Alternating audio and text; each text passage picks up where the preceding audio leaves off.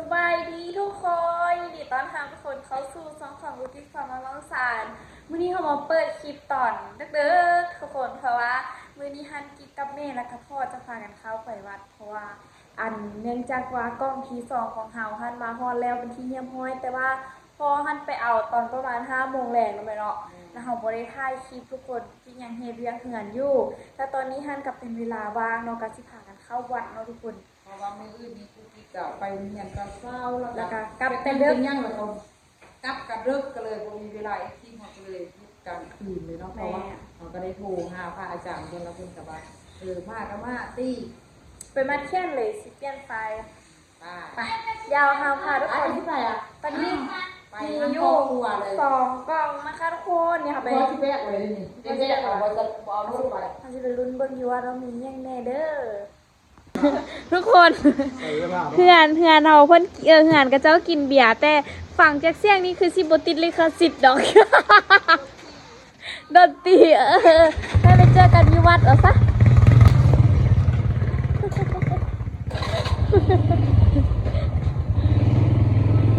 รถเยอะมีบ่เพื่อนเขาก็มีคือว่ามีรถมีหลางขับอยู่ได้ทุกคนแต่ว่าเขามักความลำบากอะนะเพื่อนเขานะรู้ไหมทำนั้นความลำบากไอ้จนได้น้องขับได้บ่สิวะเบิ่งพอที่หันมีทั้งลูกทั้งเต้าแต่ว่าบ่รถใหญ่ไปจอดไว้นี้ซื่อๆเขาเอารถจักรไปซ่อมคันเลยเพราะว่ารถเขารถแก้บล็อกรถแก้บล็อกมันเป็นรถแก้เครื่องได้ทุกคนเข้าไปอีเมใส่เล็กซี่หนาวแต่ว่านั่นแหละเนาะหนาวขนาดเลยนุ่งเสื้อแขนสั้นกับตาดีตายนกที่ขากระต่ายสั้นเด็ดกิ๊กกันไปอุ้มเนี่ยเอ้าเขาคือจุดป่าแล้วก็มันรู้ว่าพวกเป็นที่ป่านั่นแหละไม้จากไม้ยู่ไม้ยู่เต่าไผ่หันไม้ไผ่หันโอ้ยางมักต่อยรถเฮาโอ้เต้งหอนนี้แท้ๆเนาะมันก็บ่ข้อเข้าเนาะอีกน้อยเดียว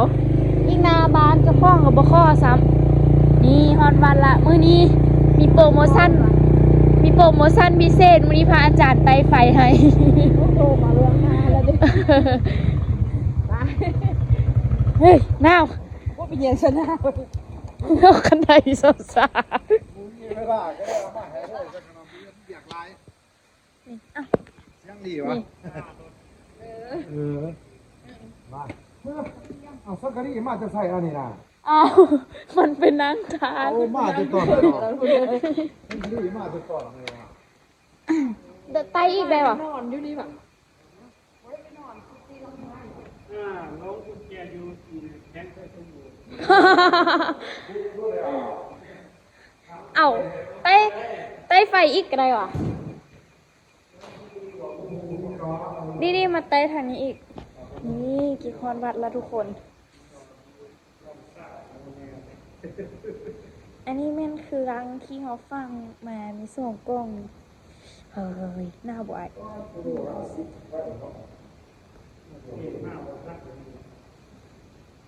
เป็นเด้อวัดตอนยามกลางคืนนี่ก็เป็นตะยานอยู่เลยเนาะ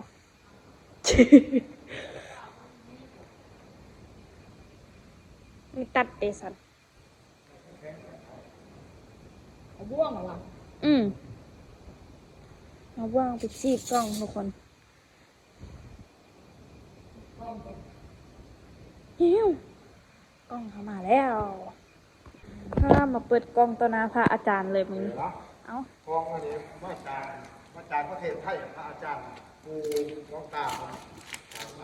เอาแวบจะเย็นทำไม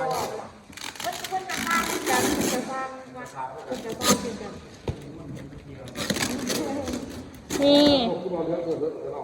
ไอ้แป๊บนึงไอ้เอาเธอละกล้องไอ้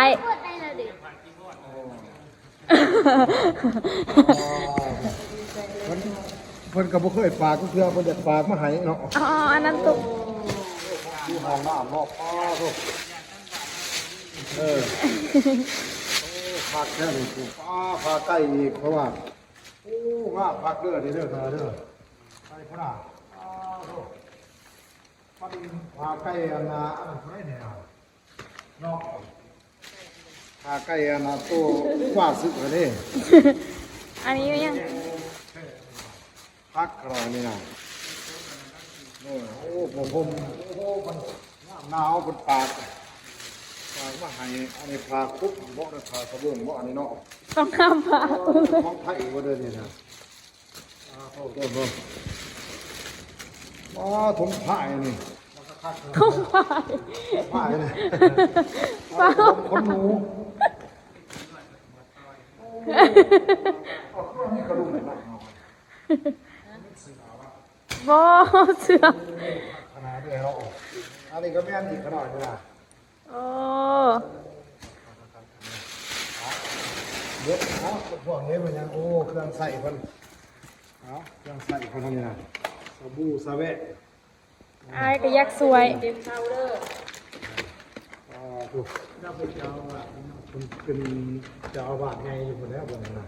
คนต้องหัดฝากว่าเบิ่งคนว่า เคยพลาดจะเทือ สิฮอดบ่เคยฝากก็คือเอาคนว่าน่ะคนลองๆบ่ซื้อคนว่าลองหักบ่ก็ซื้อคนโอ้บรรดามันสิฝากมาให้นักเด้อเครื่องของคนน่ะเออเอาโอ้เครียดให้เครียดแล้วของครูบาอาจารย์เป็นเครียดในการเนาะ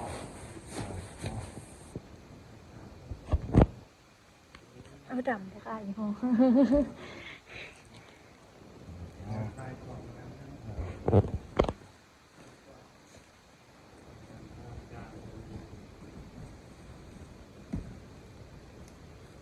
ไอ้แบตจับกล้องให้ดูจับไปซื้อให้เห็นคนบ่เห็นคนบ่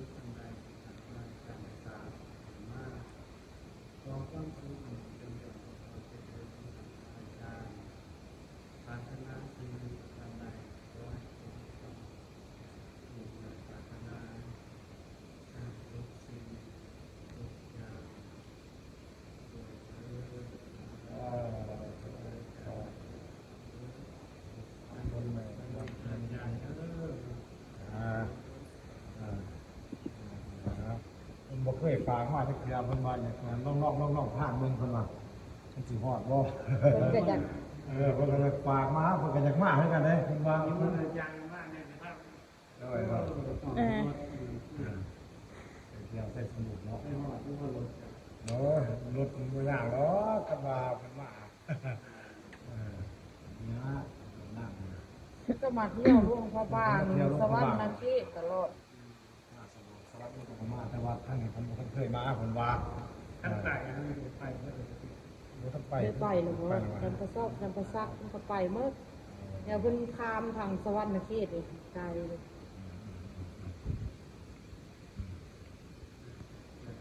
เอาเก็บเข้าเพิ่นคืน เก็บเขาเก็บให้ แล้วก็แบกขึ้นไปไว้ให้เพิ่นไปเลย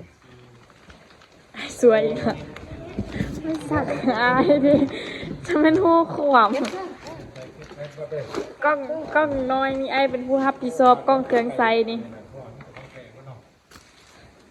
ของแท้แท้ว่า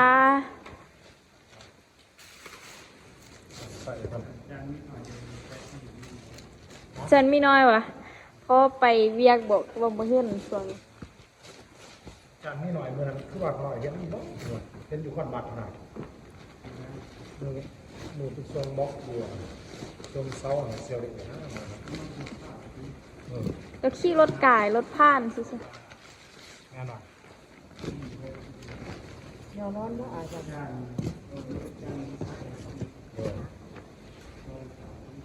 ว้าโท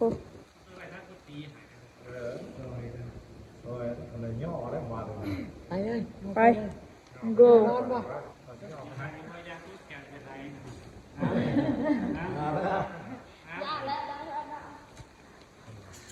ไป ไป ขอบใจพระอาจารย์เลยเอาเด้อโคกเด้อ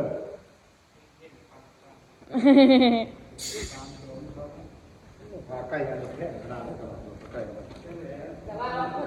คนว่าบูว่าพระองค์นั้นเพิ่นสิมักซี่ดีบ่เพิ่นว่ามีจังซี่นี่ตอนนี้เพิ่นว่ามีหลายสิบปลายชุดคุณลองทางมาทางมาโกฮอด4 มือบ่ได้ฮอดลาว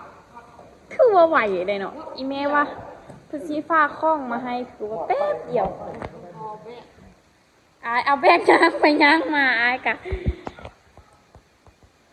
รถไฟถ่ายคลิปไปนำเด้อทุกคน เพราะว่ากูคิดขั้นกะยาน โดยหมดเอาไป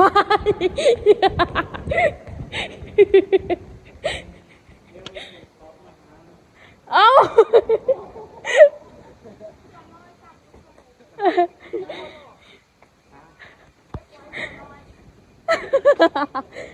อายมาบวชนำพระอาจารย์เลยอายน่ะ